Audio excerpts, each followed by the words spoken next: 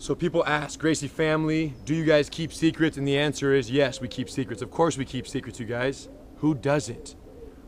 But at the end of the day, some secrets are too valuable to be kept. What we're about to share with you right now, and what we're about to teach you, could save your life, could save someone you love, could save someone I love. So the secret is too valuable to be kept, and I'd like to bring you into the car to learn what I have to talk about. So here's the deal, you guys. People talk about Gracie Jiu-Jitsu in a cage, Gracie Jiu-Jitsu on the mat. Well, that's only a small percentage, my friends. Okay? Gracie Jiu-Jitsu, everyday life. We teach it to kids in bully-proof on the school playgrounds. We teach it to law enforcement, Gracie survival tactics. And we're here right now, Ramstein Air Force Base in Ramstein, Germany, with my friend Mark Tilscher here, teaching Gracie defense system to the US Air Force. And it really got us motivated to take it to the next level. So we have something we want to share with you guys, game-changing information, life-saving without question. My wife, bodyguard Eve Torres, Gracie in the back over there, and Mark Tilscher here willing to get choked out. And the discussion for today is abduction, automobile abduction. You get abducted, someone either holds a knife to you or forces you into a vehicle, your car, their car, whatever the situation might be. They may throw you in the trunk, they may have you in the back seat, they may have you in the front seat, but at the end of the day, what do they want? They want to take you somewhere. And here's what we have to say about that. You cannot go. Once you're removed from the primary crime scene, we have no idea. You're under their control entirely. So on the way to the destination, we talk about if you're in the trunk, what do? You pull the little release lever. When they stop the car, you jump out. You make noise. You kick out the brake light. You stick your hand out and you make a scene so someone driving by can help you and neutralize that situation. Police officer or civilian will say, why is someone in the trunk?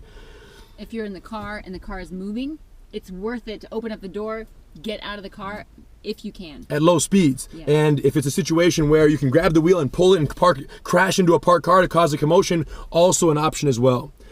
For one reason or another, if these are not possible and you decide to take action, we want to show you guys what you can do. So let's say Mark is driving, he's the abductor, he's doing his thing over here, taking her away, and Eve wants to apply rear naked choke. Check it out. She dives around, she puts the hand around the neck, she locks it up, gable grip or standard right here.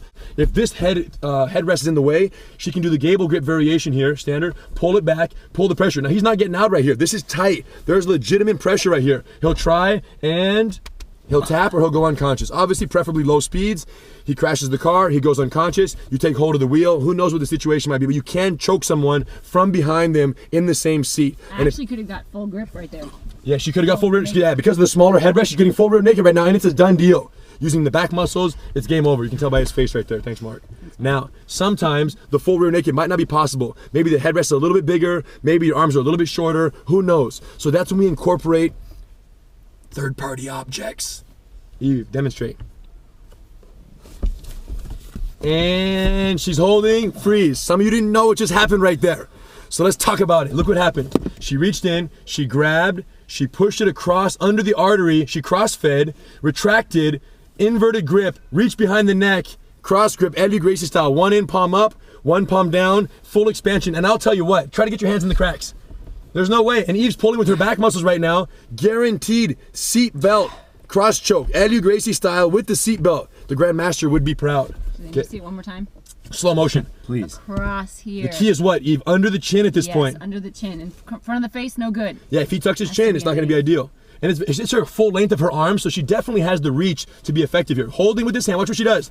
She feeds the full grip. Make sure this is a full legit grip, not a partial two-finger grip, because when you squeeze this, you won't have leverage. You need the full rope lockdown. Now she shoots the other hand in, thumb down. One is palm up, one is thumb down, standard procedure. And then from there, she starts to make the X cross choke right there, pulling the pressure. There's no way the hands are getting in. There's no way his fingers are going to find an entry at that point. I know what you're thinking. What if you're not behind the subject, but instead he has you down, rapist, kidnapper, sexual assault, who knows, and they have you tucked in the floorboard on the passenger side. Okay, let's do it.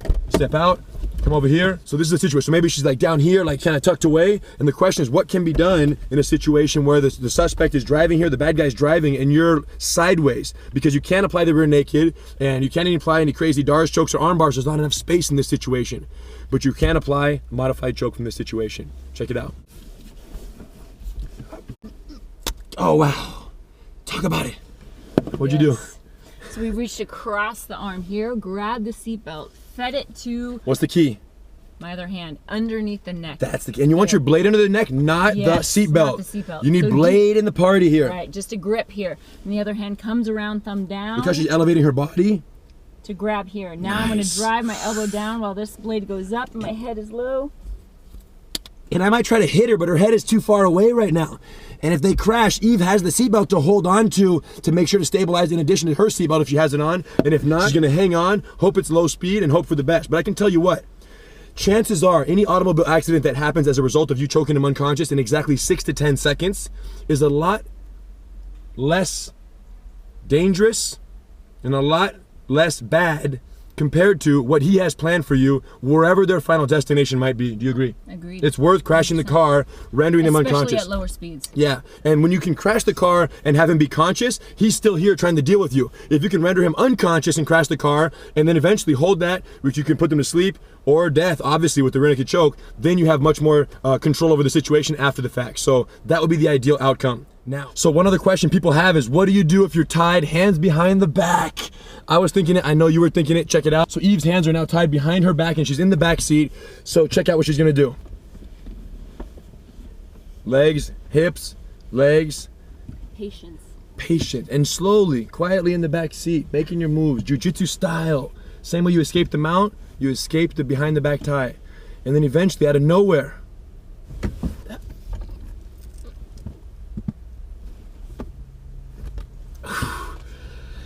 and thank God she's on my team, because if she didn't let go right now, I was about to see some stars. That was a good tie-up. That was a good tie. I wanted to make sure you couldn't wiggle out. You guys, what's the moral of the story? Eve, tell them. The moral of the story is, number one, don't go. Whatever you can do to avoid being taken into the car, even if they have a weapon, whatever they're using to intimidate you into a vehicle in order to take you away, it's not worth it. It's worth fighting not to get in the vehicle. Number two, whatever you can do to cause attention to the car, right? Even if that means crashing the car, or even if it means opening up the door and jumping out. Now, if the child lock is on and you cannot escape the car, then the last option is using what you have, your jiu-jitsu, your seat belts, whatever you can, in order to render them unconscious and then escape. That's it, you guys.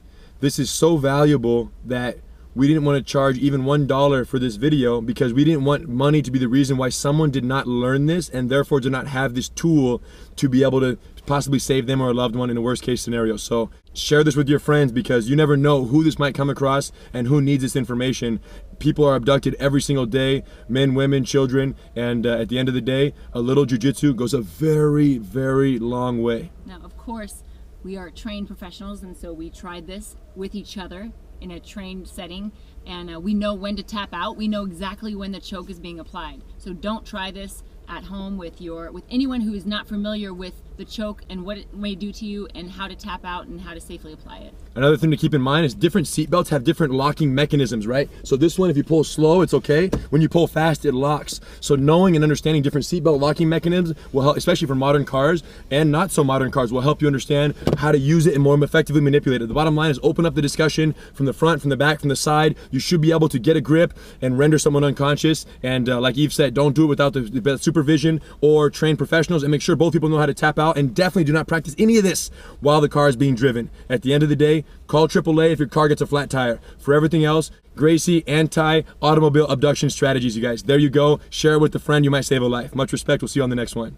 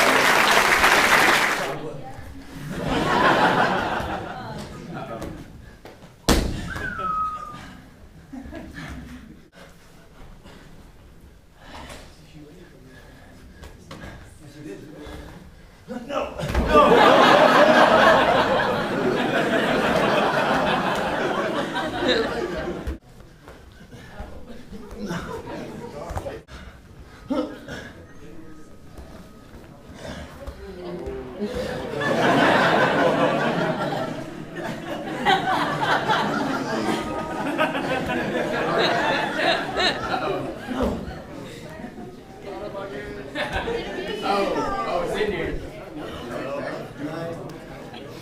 No.